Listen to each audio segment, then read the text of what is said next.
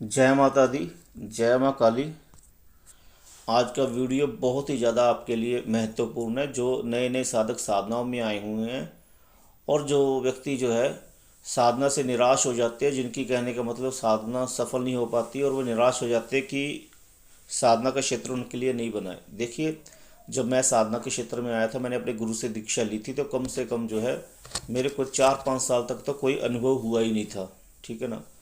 और फिर कहने का मतलब उसके बाद जो है, जब साधना के क्षेत्र में आता है व्यक्ति, तो मैंने अपने गुरु से बोला था कि गुरु जी मुझे परिसाधना करनी है।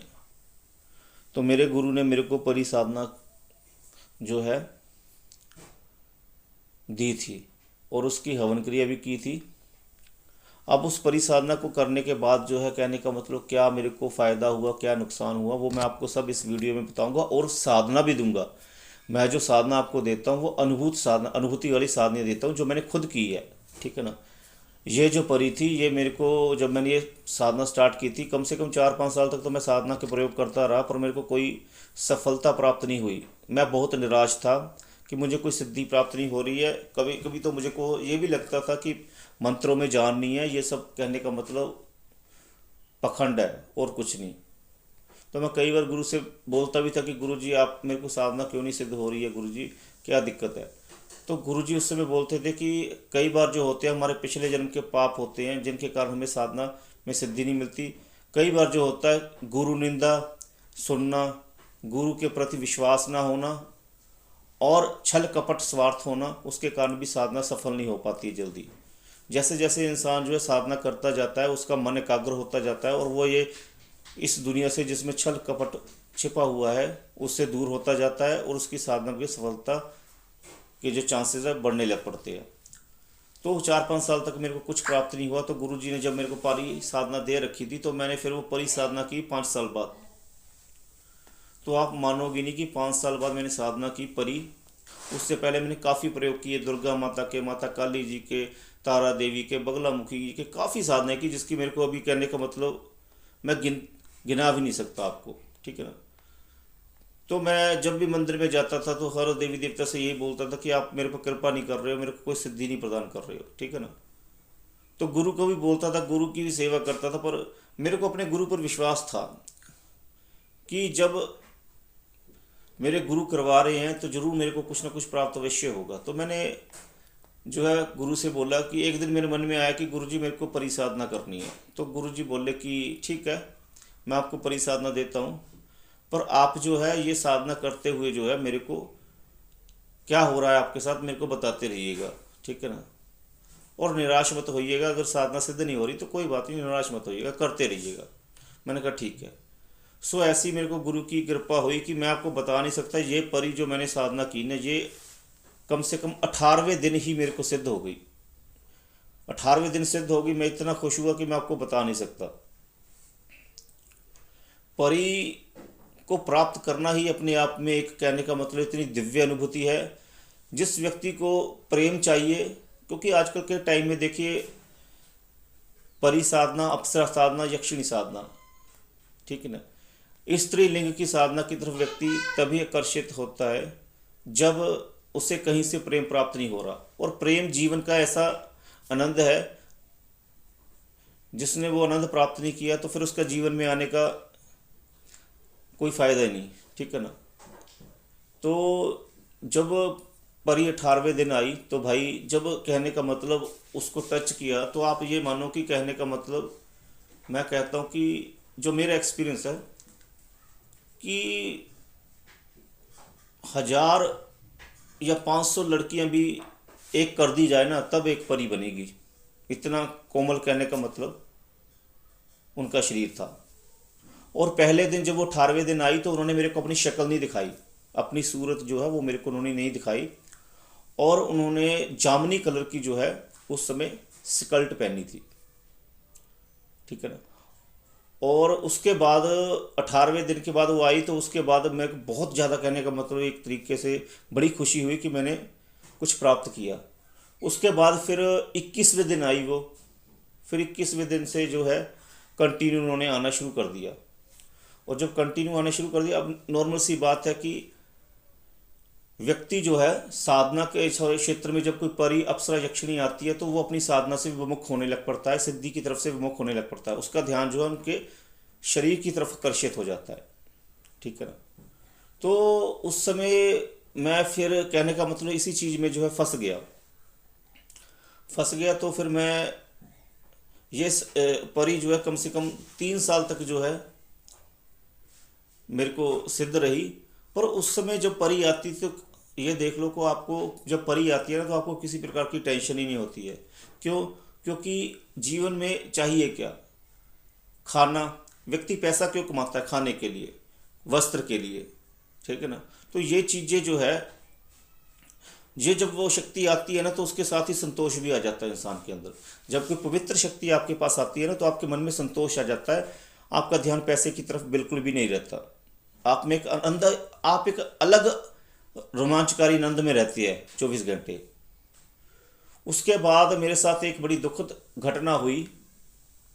दुखद घटना ये हुई कि मैंने एक मूर्खता में, कहने का मतलब, परी को कहा कि भाई मेरे को जो है प्रत्यक्ष रूप से सिद्धि प्रदान करो। अब क्या है मैं आपको बताता हूँ। जब कोई शक्ति आती है ना तो सबसे पहले वो आपके सुप्त सोए हुए चक्रों को खोलती है, और इस परी ने पहले ही आघात में मेरे जो है सोए हुए चक्कर खोल दिए, तभी मैं इसको अनुभव कर पाया। अनुभव कैसे कर पाया?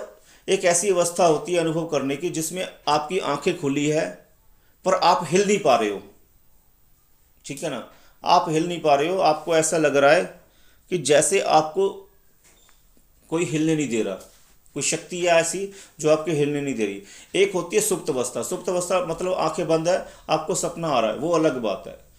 ठीक है ना। वो एक सोई हुई अवस्था है। ऐसे भी शक्तियां स्वप्न में दर्शन देती हैं, पर ये जो अवस्था है ये जागृत अवस्था होती है। ये एक जागृत अवस्था होती है। इसमें जो है शक्ति जो है आपको हिलने नहीं देती, वो आपके अपना आने का जो है बताती है कि मैं आई हूँ। ठीक है ना। आपको हिलने नहीं देती, और आपकी आंखें खुली होती है पर आपको ऐसा लगता है कि मैं शायद सोया हुआ हूँ। मैं देख रहा हूँ अपने कमरे में, हर चीज़ देख रहा हूँ, कोई शक्ति आई है अंदर, कोई लड़की आई है अंदर, पर मैं हिल नहीं पा रहा हूँ। वो इसलिए क्योंकि जब परी आती है ना तो वो पहले आपके चक्र पर, सोए हुए चक्रों पर घात कर देती है, जिससे आप उसको महसूस कर सको, उसको देख सको। और वो एकदम से आपके सामने प्रत्यक्ष नहीं होती है, क्योंकि एकदम से शक्ति आपके प्रत्यक्ष होगी ना तो आप एकदम से हिल जाओगे, कुछ भी गलत कर सकते हो। क्योंकि एक लड़की आपके कमरे में आ गई है तो कोई भी आप ऐसी हरकत कर सकते हो जो उसको पसंद नहीं है। ठीक है ना। तो वो धीरे धीरे आती है ताकि आप उसको सह सको और अपने मन को नियंत्रण करके उससे बात कर सको, तभी आप उससे वचन ले पाओगे। ठीक है ना। क्योंकि वो जब एक बार आएगी, अगर आपने उससे वचन नहीं लिया प्रत्यक्ष रूप में, तब जो वो चली गई ना तो फिर वो वापस नहीं आएगी। आपके पास वही टाइम होगा कि आपको उससे वचन लेना है। ठीक है ना। साधना में अगर आपने वचन नहीं लिया, आपने कोई ऐसी हरकत कर दी जो उसको पसंद नहीं है, तो फिर वापस भी नहीं आएगी। तो वो पहले तैयार करती है आपको कि भाई आप पहले तैयार हो जाओ मेरे को सहने के लिए। ठीक है ना। उसके बाद भाई मैंने गलती ये की कि मैंने जो है उससे कहा कि प्रत्यक्ष हो, और कोई शक्ति आपको सीधा नहीं बताएगी कि भाई मैं कैसे प्रत्यक्ष होंगी, मैं क्या करूंगी। ये शक्ति कुछ भी नहीं बताएगी। ये आपको अपने गुरु से जानना होता है, गुरु से पूछना होता है, गुरु जी अब कैसे प्रत्यक्ष होगी। आना शुरू कर दिया है।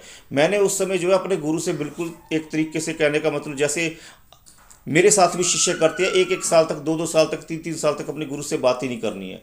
और मैं बहुत खुश था कि मेरे पास शक्ति आ गई है कोई, तो मैंने गुरु की तरफ ध्यान नहीं दिया। मैंने कहा कि चलो अब मेरे पास खुद की शक्ति है। तो भाई वो सिद्धि जो है मेरे हाथों से छूट गई। वो कैसे छूट गई? तो मैंने अब ये मैंने सिद्ध कैसे की थी? मैं डेली सिर्फ 1 माला करता था और 18वें दिन मेरे को सिद्ध हो गई थी। अब मैं क्या करने लग पड़ा, कभी 1 माला, कभी 11 माला, कभी 21, कभी 10, कभी 7, कभी 5, ऐसे करने लग पड़ा। अब इससे क्या नुकसान हुआ मैं आपको बताता हूँ। वो जो परी है उसने आना बंद कर दिया। अब मैं सोच रहा हूँ कि उसकी जगह पर जो है एक लड़की थी जिसने आत्महत्या की थी हमारे गाँव में। वो लड़की जो है परी का रूप धारण करके मेरे पास आने लग पड़ी। अब उसने माया जाल रचना शुरू कर दिया। अब मेरे को पता कैसे चला कि भाई ये कोई और चीज़ लग रही है? वो इसलिए क्योंकि जब वो आती थी ना भाई, रात में इतना डर लगता था ना उसके आने से। और उसकी जो पायल की आवाज़ होती थी ना, एकदम बड़ी खतरनाक टाइप में बजती थी, जिससे बड़ा डर मन में उत्पन्न हो जाता था। और जो कहने का मतलब, हम एक तरीके से जब वो पास में बैठती थी ना तब भी डर का माहौल उत्पन्न होता था। तो मेरे को धीरे धीरे महसूस होने लग पड़ा था कि शायद ये परी नहीं है, कोई और तो नहीं आ रहा। उसके बाद जो है मेरे को पूरी तरह से कैसे पता चला, पता इस तरीके से चला कि जैसे हम फिजिकल वगैरह होते थे तब वो जो है बीच में ही पोटी कर देती थी, फिजिकल होते होते ही सारा शरीर गंदा कर देना। तो ऐसी गंदी हरकतें करती थी। तो उससे मेरे को आभास होने लग पड़ा था कि भाई ये कोई गंदी चीज़ है, मैं फंस गया। और थोड़े समय के बाद जो है उसने अपना रूप दिखाया और उसने जो है एक दिन जो है फिजिकल होते होते ही, कहने का मतलब अपने नकूले दांत जो है बाहर निकाले और मेरी गर्दन में गड़ा दिए और खून चूसना शुरू कर दिया। और तब मेरे को पता चल गया कि अब मैं फंस गया भाई, अब मैं फंस गया। उसके अगले दिन जो है मैं अपने गुरु के पास जो है भागा और गुरु को बताया सब कुछ कि गुरुजी ऐसा हो रहा है। तो मेरे गुरु जो है पहले तो मेरे से नाराज़ थे कि इतने समय से मैं आया नहीं और मैंने कोई बात नहीं की। तो उन्होंने मेरे को डांटा भी काफ़ी। मेरे को अपनी मूर्खता भी समझ में आई कि भाई गुरु का साधना में होना क्यों ज़रूरी है। मैं पूरी तरह से जो फंस चुका था उस पिशाचनी के जाल में। वो लड़की जो है पिशाचनी योनि में चल गई थी और उसके जाल में मैं फंस गया था। तो मैंने अपने गुरु को बताया तो गुरु ने कहा कि बच्चे आपको साधना के दौरान मेरे साथ टच में रहना था, मैंने आपको बताया था और आपने पता नहीं और उसके साथ क्या क्या चीज़ें कर दी है जिससे उसको हटाना जो है मुश्किल सा हो गया है। तो उन्होंने मेरे को कहा कि अभी आपको जो है मैं जो बोलूँगा वो कीजिएगा। मैंने कहा ठीक है गुरुजी, आप जो आज्ञा देंगे मैं वो करूँगा। तब मेरे को गुरुजी ने जो है एक भीषणकारी जो है माता काली जी की साधना करने का आज्ञा दी। और मेरे गुरुजी ने कहा कि देखो इसको जो है पीछे किया जा सकता है, पर अब इसको जो है ये जब भी मौका मिलेगा तुम्हारे पास आने की कोशिश करेगी। क्यों? क्योंकि जब हम किसी परलौकिक शक्ति के साथ फिजिकल होते हैं बिना वचन के तो एक तरीके से उसको दर्जा मिल जाता है पत्नी का, और फिर वो दूसरी दुनिया के रूल्स के हिसाब से हमारे पास आ जा सकती है। अब उसको रोकने की शक्ति हमारे अंदर होनी चाहिए। हमारे अंदर खुद की एक ऐसी शक्ति होनी चाहिए जिसका आशीर्वाद हमारे सिर पर हो और जिसके डर के कारण वो हमारे पास ना आए।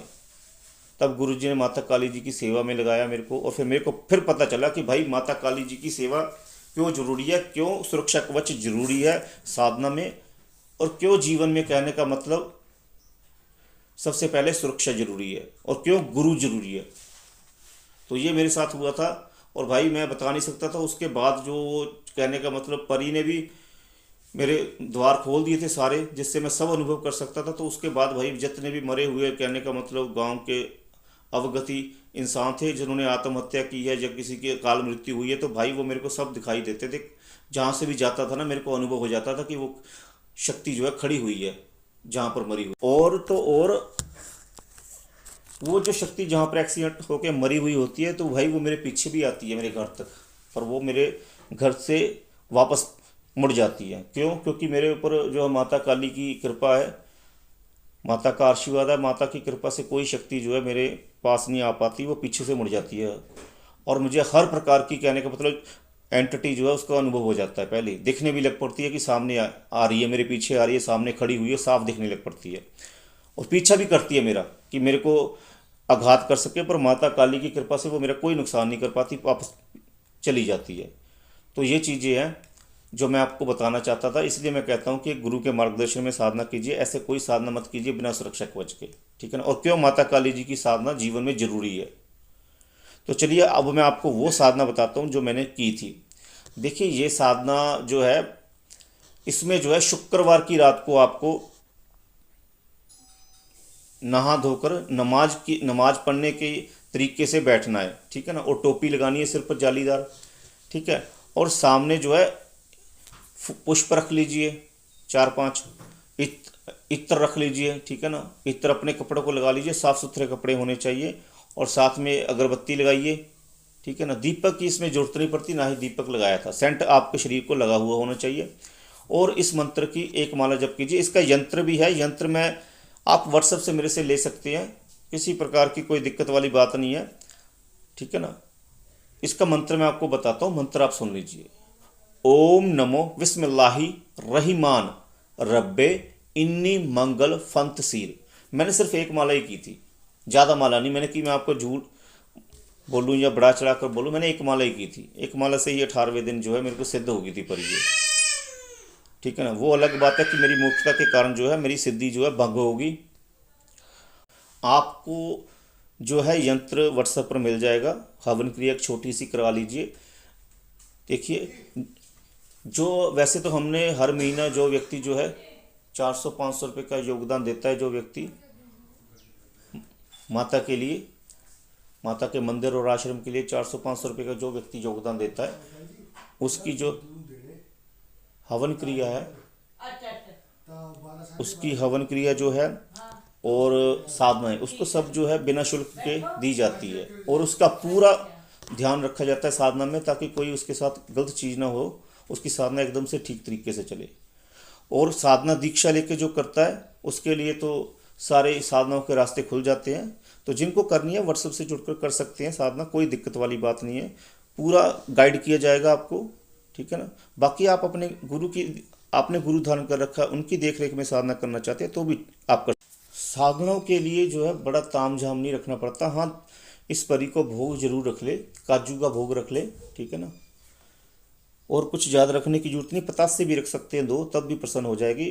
क्योंकि ये शक्तियाँ हैं, इनको हम क्या दे सकते हैं, यही हमको जो है सब प्रकार की ऐश्वर्य प्रदान करते हैं। तो दिल से साधना कीजिए, सफल जरूर होंगे आप एक न एक दिन। एक दिन ऐसा आएगा कि किसी न किसी शक्ति से आपके ग्रह मिल जाएंगे और वो साक्षात्कार करा देगी आपको।